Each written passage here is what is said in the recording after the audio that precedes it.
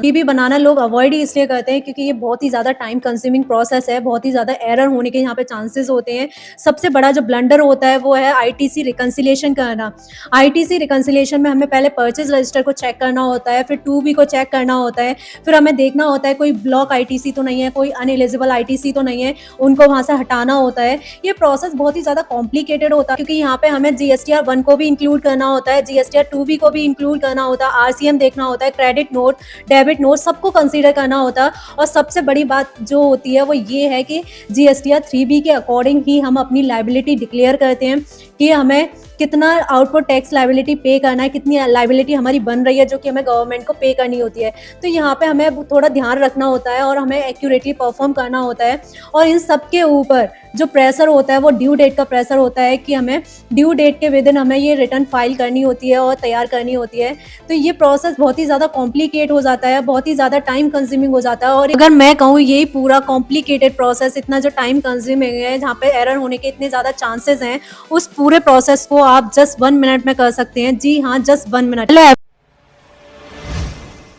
Everyone, आप सब कैसे? आई होप आप सब बहुत अच्छे होंगे। मैं भी बहुत अच्छी हूँ। Welcome back to my channel. GSTR 3बी बनाना कितना पेनफुल प्रोसेस है, ये सिर्फ और सिर्फ वही बता सकता है जो हर महीने इसको फेस करते हैं। तो आज इस वीडियो में सिर्फ और सिर्फ एक एआई टूल के बारे में बात करने वाली हूँ जो कि मैंने डेवलप किया है। इस एआई टूल में हमें कुछ नहीं करना, जस्ट 1 मिनट का हमारा काम है और उसको अपलोड करते ही हमारे पास जीएसटीआर 3बी ऑटोमेटिकली प्रिपेयर्ड होके आएगा। आपको ना ही अपना दिमाग लगाना है और ना ही आपको कोई मेहनत करनी है। जस्ट आपको अपने टैली पे जाना है, टैली डेटा होगा आपके पास, वहाँ पे जाना है और अपने सेल्स रजिस्टर और परचेज रजिस्टर को एफिट करके इंपोर्ट कर लेना है एक्सेल में।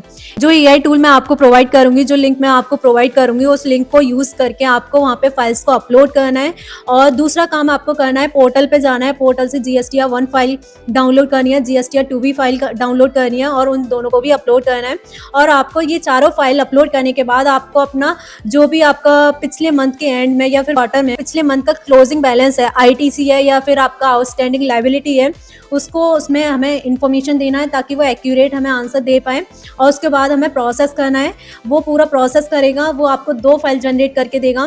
पहला जीएसटीआर 3बी का फाइल देगा और दूसरा आपका ऑडिट फाइल भी देगा। ऑडिट फाइल में वो आपको बताएगा कि आपका डेटा में क्या क्या मिस्टेक है, क्या क्या मिसमैचेस आ रहे हैं। तो उसके अकॉर्डिंगली आप अपने डेटा को सेट कर सकते हैं, फिर से अपलोड कर सकते हैं और अपना रिजल्ट ले सकते हैं। आपको इस एआई टूल को यूज करके दिखाती हूँ, उसके अकॉर्डिंगली आप अपना काम आसान कर सकते हैं, अपना टाइम सेव कर सकते हैं। Start with screen. मेरे पास लिंक है और ये लिंक ओपन हो रहा है और ये मेरा इंटरफेस है। जो मैंने डैशबोर्ड बनाया उसका ये इंटरफेस है। इस इंटरफेस को आपको यूज करना है। और मेरे पास एक सैंपल डेटा का फ़ाइल है, ये डेटा पुराना है, तो आप अपने एक्चुअल डेटा पे काम कर सकते हो और अपना रिज़ल्ट चेक कर सकते हो। यहाँ पे मेरे पास चारों फ़ाइल्स हैं, मेरे पास सेल्स रजिस्टर भी है, परचेज़ रजिस्टर भी है, जीएसटीआर 1 भी है और जीएसटीआर 2बी भी है। तो मैं चारों फ़ाइल्स अपलोड करूँगी, बट मैं ओपनिंग कोई मतलब मेरे पास ना ही कोई ओपनिंग लायबिलिटी है, ना ही ओपनिंग आईटीसी है, तो मैं ये इन्फॉर्मेशन उसको नहीं दूँगी, उसके अकॉर्डिंगली मैं अपना आउटपुट इससे जनरेट करवाऊँगी। So let's start. ये मेरा इंटरफेस है, मैं एक बार आप इंटरफेस देख लीजिए। पहला स्टेप है वो क्लाइंट मास्टर है, हमें क्लाइंट का मास्टर डेटा देना है इसको। मास्टर डेटा में यहाँ पे आएगा जीएसटी नंबर आ जाएगा और ये बिज़नेस नेम आ जाएगा और नेचर ऑफ द बिज़नेस आ जाएगा। नेचर ऑफ द बिज़नेस में ये आपको कुछ ऑप्शंस अवेलेबल दे करेगा, उसमें से आप एक अपने अकॉर्डिंगली चूज़ कर सकते हो। जैसे कि पार्टनरशिप हो गया या फिर प्रोप्राइटरशिप हो गई या फिर पब्लिक कंपनी हो गई या फिर प्राइवेट कंपनी हो गई, तो उसके अकॉर्डिंगली आप चूज़ कर सकते हो। ये मैंने जीएसटी नंबर डाल दिया है। पार्टी का जीएसटी नंबर डाल दिया, मैं उसके बाद नाम डाल दूँगी। ये प्राइवेट लिमिटेड कंपनी है इसलिए मैंने ये नाम डाल दिया यहाँ पे। उसके बाद ट्रेड नेम कोई ज़रूरी नहीं है, ऑप्शनल है, छोड़ सकते हो, डाल सकते हो एज़ पर योर विश।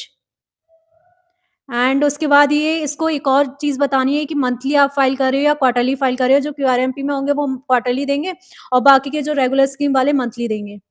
उसके बाद ये मेरे पास फाइल्स हैं, मैं सेल्स फाइल अपलोड कर रही हूँ, परचेज़ फाइल अपलोड कर रही हूँ, जीएसटीआर 2बी की फाइल अपलोड कर रही हूँ और जीएसटीआर 1 की फाइल अपलोड कर रही हूँ। आपको अगर आप चाहते हो जो आपने टैली से फाइल इंपोर्ट की है उसका डेटा अगर आप टेम्पलेट में सेट करना चाहते हो तो यहाँ पे टेम्पलेट भी अवेलेबल है, उनको डाउनलोड कीजिए, उसके अकॉर्डिंगली डेटा सेट कीजिए और देन फाइल सेव करके अपलोड कीजिए। अगर आपको ये सब भी नहीं करना तो डायरेक्टली आप फाइल अपलोड कर सकते हो, ये उस पे भी काम करेगा।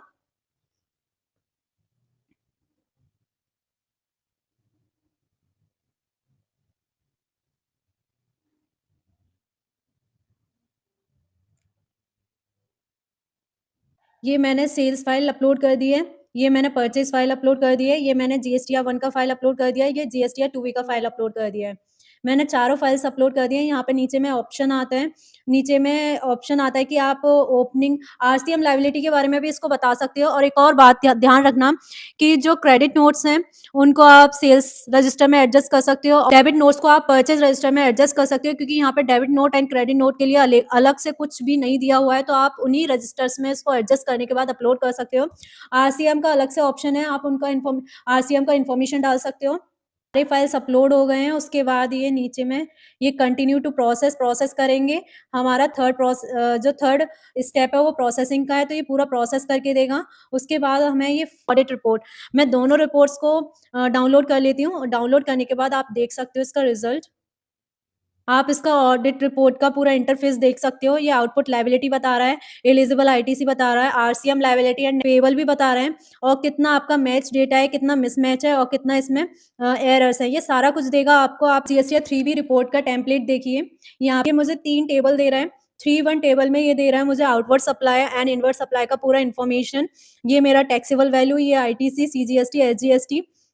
तो ये पूरा मेरा कितना लायबिलिटी बनता है, कितना आईटीसी बनता है। उसके बाद ये टेबल 4 देगा, का एलिजिबल आईटीसी क्या है वो सब दे रहा है। उसके बाद ये टेबल 6 में देगा payment of the tax. Payment of the tax का पूरा ये आपको डिटेल दे देगा। टैक्स पेबल आपका कितना बनता है और उस टैक्स पेबल को आपने आईटीसी के थ्रू कितना पे कर दिया और बाकी का बचा हुआ आप कितना कैश में पे करोगे और कितना आपको पे करना पड़ेगा, ये सारी इन्फॉर्मेशन देता है। तो आप मेरे इस टूल को यूज़ कीजिए। टूल को यूज़ करने के बाद मुझे अपना फीडबैक ज़रूर देना। कमेंट सेक्शन में मुझे ज़रूर बताना कि ये टूल आपके लिए कितना बेनिफिशियल रहा है और इस टूल में क्या-क्या प्रॉब्लम्स आपको फेस करने को मिल रही हैं, ताकि मैं इस टूल में और ज़्यादा इम्प्रूवमेंट कर सकूँ और इसको परफेक्ट टूल बना सकूँ ताकि आपका टाइम सेव हो और मैं भी कुछ नया सीखूँ और नई वीडियोज़ बनाऊँ। तो मुझे ज़रूर अपना फीडबैक कमेंट सेक्शन में ज़रूर बताना।